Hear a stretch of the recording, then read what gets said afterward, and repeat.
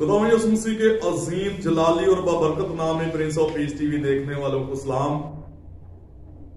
नाज़रीन, programme health care में एक बार फिर हम आपकी खिदमत में हाजिर हैं और हम खुदा की शुक्रगुजारी करते हैं कि प्रिंस ऑफ पीस टीवी के स्टूडियो में आज हमारे साथ बहुत ही काबिल एहतराम मेहमान शख्सियत मौजूद हैं। शहर गोजरा में किसी तारफ के मोहताज नहीं है। खुदा ने अपने बंदा को नेमतों बरकतों से मालामाल किया है और हम खुदा के शुक्रगुजार हैं कि आज प्रिंस ऑफ पीस टीवी पर मौजूद हैं। हमारे साथ डॉक्टर बिनियामीन गिल साहब मौजूद हैं। जी डॉक्टर साहब, हम आपको खुश आमदीद कहते हैं। शुक्रिया प्रिंस ऑफ पीस टीवी पर प्रोग्राम हेल्थ केयर में। तो डॉक्टर साहब, आपके शोबे से रिलेटेड ये प्रोग्राम है, तो हमें बड़ी खुशी है कि हम अपने नाजरीन को आज सेहत के हवाला से भी जिस्मानी और रूहानी शिफा के बारे में गाइडलाइन देंगे। तो नाजरीन, प्रोग्राम के आखिर में हम फालज के मर्ज के ऊपर बात करेंगे। तो यकीनन हम ईमान रखते हैं कि आज के प्रोग्राम के वसीला से आप बहुत सी बरकत को रिसीव करेंगे और गाइडलाइन भी आपको हासिल होगी। तो इससे पहले कि हम अपने प्रोग्राम का डॉक्टर साहब आगाज करें, हम चाहेंगे कि आप भी हमारे साथ नाजरीन अपने सरों को झुकाएं।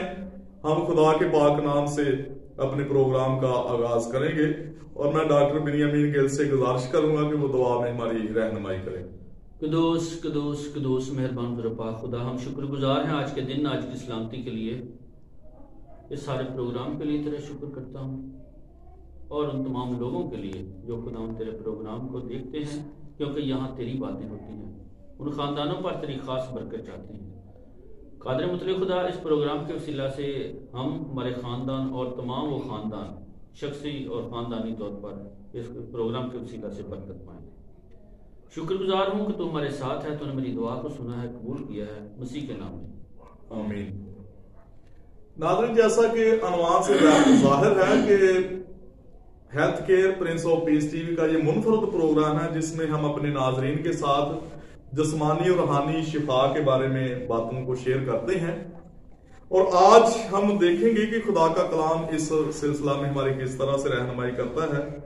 और हम मुकद्दस लूका की अंजील उसका चौथा बाब उसकी 38वीं आयत मुबारका से पढ़ेंगे और हम अपने प्यारे भाई डॉक्टर बिनियामीन गिल से गुजारिश करेंगे कि वो इस रेफरेंस को तलावत करें। खुदावंद के जिंदा कलाम में से मुकद्दस लूका रसूल की अंजील और उसका 4 बाब और 38 और 39 आयत, 2 आयतें हम पढ़ेंगे। खुदा के कलाम में लिखा है, फिर वो इबादत खाना से उठकर शमौन के घर में दाखिल हुआ और शमौन की सास को बड़ी तप चढ़ी हुई थी और उन्होंने उसके लिए उससे अर्ज की। वो खड़ा होकर उसकी तरफ झुका और तप को झटका तो वो उतर गई और वो उसी दम उठकर उनकी खिदमत करने लगी। खुदा उनके पाक कलाम के पढ़े सुने जाने पर खुदा का शुक्र हो। Praise the Lord, hallelujah. Doctor साहब, बहुत ही अच्छा और खूबसूरत रेफरेंस आपने इस तलक से पढ़ा है, हम आपके शुक्रगुजार हैं। और नाज़रीन, यहाँ पर खुदा के कलाम अक़दस में लिखा है कि फिर वो इबादत खाना से उठकर शमौन के घर में दाखिल हो रही, यानी यसू मसीह इबादत खाना से उठकर जब शमौन के घर में जाते हैं तो कलाम खुदा बयान करता है कि उसकी सास को बहुत तेज बुखार था, तप थी, बहुत तेज बुखार था और उन्होंने खुदा यसू मसीह से अर्ज की कि आप इसको शिफा दें। तो खुदावंद यसू मसीह ने उसी वक्त तप को जब झिड़का तो उसी वक्त वो तंदुरुस्त हो गई और बुखार उसी वक्त चला गया। क्योंकि खुदा के कलाम में लिखा है कि हमारे लिए एक लड़का तवल्लद हुआ, सल्तनत उसके कंधे पर होगी, उसका नाम अजीब मशीर खुदा कादर अब्दियत का बाप सलामती का शहजादा होगा। क्योंकि यसू मसीह अमन और सलामती के शहजादे हैं, प्रिंस ऑफ पीस हैं। तो यहाँ जहां पर भी खुदा यसू मसीह जाते हैं, वो किस तरह से लोग बीमार हों, परेशान हों, बदरू गिरफ्ता हों, खुदा यसू मसीह नासरी उनके लिए अमन का पैगाम बन जाते हैं, उनके लिए अमन और शांति को लेकर जाते हैं। और उसी वक्त वो तप जो थी, बुखार था, उसी वक्त जब खुदा यसू मसीह ने तप को झिड़का तो उसी वक्त उसे भाग गई और वो उठकर, लिखा है कलाम खुदा बयान करता है कि वो उठकर उसी घड़ी उनकी खिदमत करने लगी। तो खुदा यसू मसीह नासरी ना सिर्फ हमारी जिस्मानी शिफा की भी फिक्र करते हैं, बल्कि वो हमें रूहानी तौर पर भी तंदुरुस्त देखना चाहते हैं। तो डॉक्टर साहब बहुत सारे ऐसे लोग हैं वो सिर्फ और सिर्फ जिस्मानी शिफा के पीछे भागते हैं। कभी उन्होंने ये नहीं सोचा कि हमें रूहानी तौर पर भी जो है सेहतमंद होना है, शिफायाबी हासिल करनी है। तो ये नहीं कि जिस्मानी शिफा हमें नहीं हासिल करनी चाहिए, जिस्मानी शिफा भी बहुत जरूरी है, क्योंकि खुदा कलाम खुदा में लिखा है कि ऐ प्यारो मैं नहीं चाहता कि तुम बीमार हो। खुदा चाहता है कि हम तंदुरुस्त रहें, जिस्मानी तौर पर भी और रूहानी तौर पर भी। और बहुत सारे लोग हैं डॉक्टर साहब के वो बड़े बड़े क्रूसड में चले जाते हैं, बड़ी बड़ी इबादतों में चले जाते हैं जिस्मानी शिफा के लिए, तो लेकिन उन्होंने कभी अपनी जो रूहानी शिफा है उसके बारे में नहीं सोचा। वो जिस्मानी शिफा के पीछे तो बहुत भागते हैं, लेकिन रूहानी शिफा के पीछे वो नहीं जाते, वो नहीं सोचते। तो आप ऐसे लोगों से क्या कहना चाहेंगे? डॉक्टर साहब सबसे पहले ये हवाला हम देखते हैं जी, जो हमारा प्रोग्राम है ना हेल्थ केयर जी, उर्दू में इसको सेहत लफ्ज से कहेंगे जी, कि जो इंसानी सेहत है ना जी, उसकी हिफाजत करनी, उसकी केयर करनी, उसका ख्याल रखना जी। जो लफ्ज सेहत है ना ये सही से है जी, ऐसे ही है। जो सही है ना वो सेहतमंद है जी, वो तो वही तंदुरुस्त है, वही तंदुरुस्त है, वो ही सेहतमंद है जो सही है जी। और हम देखते हैं कि ये कैसे सही हुई जी। जो शमौन की सांस थी, गौर करने वाली बात है कि हम दुआ करवाने के लिए क्रूसर्स में जाते हैं जी, हम इबादत खानों में जाते हैं, लेकिन यहाँ पे थोड़ा सा बात को इस तरह किया गया है कि शमौन के घर में दाखिल हुआ जी, वो शिफा देने के लिए घर में गया, खुद गया शिफा देने के लिए।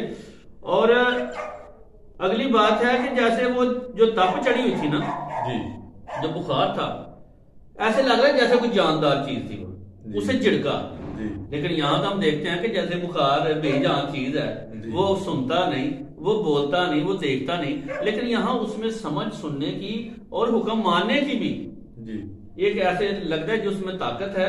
डॉक्टर साहब बीमारी लाने वाली भी बदरूहें होती है ना। हाँ जी, वो उसे झिड़का और वो उतर गई, उसने सुनी बात, उसने हुक्म माना, वो उतर गई और वो उसकी खिदमत करने लगी। डॉक्टर साहब हम अक्सर देखते हैं हम ये खुदा की तरफ जाते ही नहीं जी, कि ऐ खुदावंद हम सिर्फ और सिर्फ जिस्मानी शिफा के पीछे भागते हैं। हालांकि हम ये नहीं सोचते कि जब हमें शाफी के पास जाना चाहिए जो शिफा का मौका है। जब हम शाफी को पालेंगे, जब शाफी हमें मिलेगा तो शिफा तो हमारी यकीनी है। और दूसरी बात है कि रूहानी शिफा हमारी जी, रूहानी शिफा हमारी, हम खुदावंद के कलाम को पढ़ते नहीं, नेक लोगों की सोबत में नहीं जाते, दीनदारों की महफिल में नहीं जाते जी। और हम देखते हैं कि जो रास्तबाज हैं उनके साथ हमारा उठन बैठन नहीं होता जी। हम बुरी सोबतों में, बुरी महफिलों में, बुरे लोगों में जाते हैं जी, तो फिर रूहानी तौर पर भी हम ठीक नहीं रह सकते। ऐसे हमारे ख्याल, हमारी गुफ्तगू, हमारा बोलना चालना फिर ठीक नहीं हो सकता। ऐसे ही हमें अपनी जुबान को, हमें अपनी आंखों को, हमें अपने हाथों को, सारे काम को खुदा के सुपुर्द करना है जी। बहुत अच्छी और खूबसूरत बातें कलाम खुदा में से जारी और सारी हैं।